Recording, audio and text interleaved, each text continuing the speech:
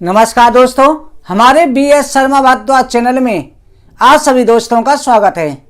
दोस्तों, आज की वीडियो में हम गणेश सकत चौथ माघ के महीने की कृष्ण पक्ष की जो चतुर्थी तिथि में आती है, इस दिन गणेश जी की व्रत कथा और पूजन विधि सुना रहे हैं।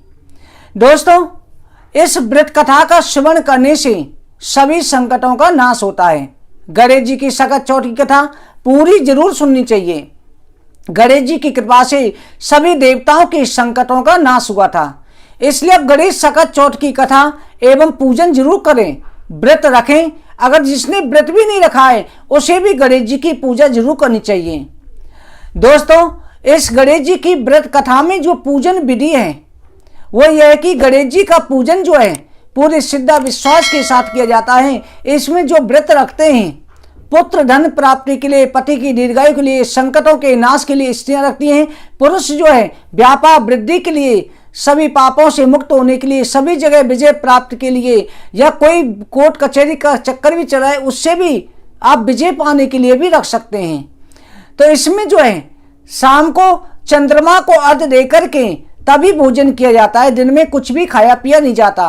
गणेश जी की सायंकाल के समय कथा जरूर सुननी चाहिए। और गणेश जी की कथा में जो है गणेश जी के पूजन में तिल के लड्डू का भोग लाया जाता है, गणेश जी को हरी घास चढ़ाई जाती है, गणेश जी को जनेऊ चढ़ाओ, सुपारी चढ़ाओ, नारियल चढ़ाओ, पीले फूल पीले फल अर्पित करो। अगर आप पे कुछ भी सामग्री नहीं है तो आप तिल में गुड़ मिलाकर के लड्डू बना करके तब भी गणेश जी के आगे रख सकते हैं।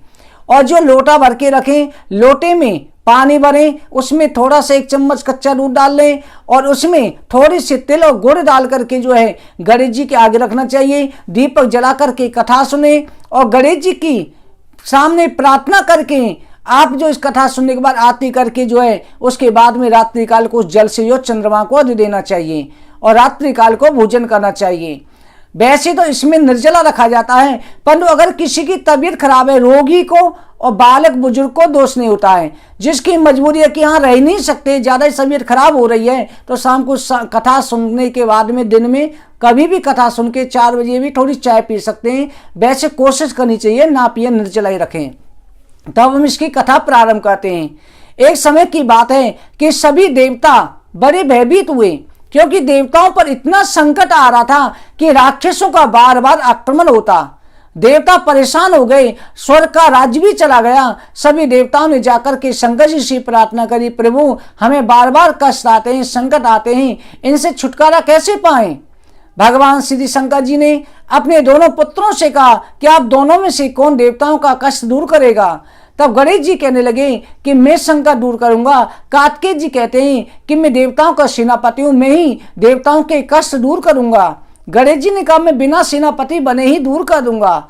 तो शंकर भगवान ने दोनों पुत्रों में बहस देखी, तो दोनों पुत्रों से कहा कि जो ब्रह्मांड की परिक्रमा करके पहले आएगा वही देवताओं का कष्ट दूर करेगा और सर्वप्रथम पूजनीय होगा। तो कार्तिकेय जी मयूर पर सवार होकर के परिक्रमा करने के लिए चल दिए। गणेश जी विचार करने लगे, मेरा बाण मूषक है, इतनी तेजी से चल नहीं सकता। उन्होंने अपने मन में युक्ति सोची और उसी समय शिव पार्वती की 7 परिक्रमा कर लिए, चरणों में बैठ गए। कार्तिकेय जी परिक्रमा करके जब आए, उन्होंने आकर के देखा गणेश जी तो यहीं बैठे। कहा कि पिताजी मुझे विजेता घोषित किया जाए। तो गणेश जी कहने लगे, पिताजी मैंने परिक्रमा पहले करी है, क्योंकि माता पृथ्वी रूप होती है, पिता आकाश रूप होता है। माता पिता के चरणों में पूरा ब्रह्मांड समाया हुआ है। आपकी परिक्रमा कर ली तो सभी की परिक्रमा हो गई। गणेश जी की युक्ति देख करके सभी देवता साधु साधु कहने लगे। गणेश जी ने जो है देवताओं के संकट दूर करे, सभी असुरों का नाश किया। तब देवताओं ने वरदान मांगने को कहा। तब गणेश जी ने कहा जो भी स्त्री पुरुष मेरा व्रत करें उनकी सारी मनोकामना पूरी हो, पुत्र धनदान की प्राप्ति हो, सर्वत्र विजय हो, सभी संकट दूर हो। देवताओं ने त्रिदेवों ने तथास्तु कहा। उसी दिन से गणेश चतुर्थी की व्रत कथा संसार में प्रसिद्ध हुई। इसमें दूसरी कथा और है कि एक बुढ़िया माई थी, वो गणेश जी की बहुत पूजा करती थी। उसका एक ही बेटा था, वो विधवा हो गई थी, बेचारी गरीब थी, अपने बेटे का लालन पालन करती। तो उस समय पर वहां के राजा की लड़की की शादी थी। लड़की की शादी में जो बर्तन पकाए जा रहे थे, कुमार आवा लगा रहा था, पर वो बर्तन पक ही नहीं पा रहे थे। कुमार ने जाकर के राजा से कहा, राजन आवा जो है पक नहीं पा रहा है। तो उसी समय पर राजा ने ब्राह्मणों को बुलाकर के पूछा कि आवा क्यों नहीं पकड़ा है, बेटी की शादी नजदीक आ गई है। तब ब्राह्मण ने, ज्योतिषियों ने गणना करी, कहा कि हे राजन, इस आवे को जिस समय शुरू किया उसके अनुसार इसे बलि देनी चाहिए। तो कुमार से जब कहा कि तुम बलि देकर के इसका काम करो, कुमार ने सोचा बलि क्यों ना मनुष्य की दे दी जाए। कुमार सोचने लगा किसकी बलि दूं।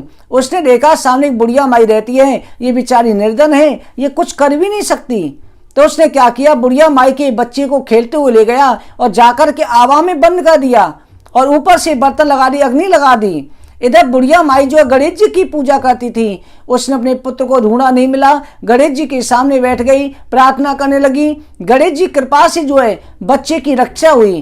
प्रातःकाल जब कुमार ने आवा खोला, आवा पूरा पक चुका था, परंतु देखा कि आवा के अंदर जल भरा हुआ है, कमल खिले हुए हैं, बच्चा खेल रहा है। कुमार दौड़ा हुआ गया, जाकर के राजा से कहा, राजन इस प्रकार से चमत्कार हुआ है। राजा भी अपने सेनापतियों के साथ आया, पूरे नगरवासी इकट्ठे हो गए। राजा कहने लगा, ये बच्चा किसका, ये चमत्कार कैसे हुआ।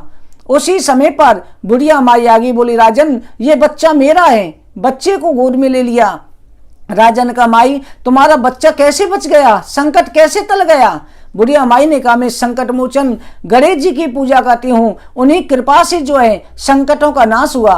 राजा ने उसी समय पूरे नगर में घोषणा करवा दी कि आज से सभी जो है गणेश चौथ का व्रत करें, गणेश जी की पूजा करें, गणेश जी की कथा सुने। गणेश जी कृपा से राजा के राज्य के सभी संकट दूर हो गए। इस प्रकार से जो है गणेश जी कृपा से सबके घर में खुशहाली लौटने लगी। इस प्रकार जो प्राणी, जो भी भक्त गणेश जी की पूजा करते हैं, गणेश जी के सामने आराधना करते हैं, गणेश जी की कृपा से सारे संकटों का नाश हो जाता है। कैसे भी मनोकामना हो, हर मनोकामना को गणेश जी की कृपा से पूरा किया जाता है। अगर किसी के पुत्र धनदान की पुत्र प्राप्ति भी नहीं हो रही हो, तो इस दिन जो है गणेश जी के सामने पूजा करें। गणेश जी को जो है जो घास की, जो हरी दूर्वा होती है, हरी घास की 5 गठरी बनाएं और 5 गठरी बना करके गणेश जी की चारों भुजाओं पर एक एक गठरी अर्पित करें और एक गठरी जो है गणेश जी के चरणों में रख दें। तो गणेश जी की कृपा से जो है उस समय पर उसकी मनोवांछित इच्छा पूरी हो जाती है। उस समय पर गणेश जी का वरदान प्राप्त हो जाता है।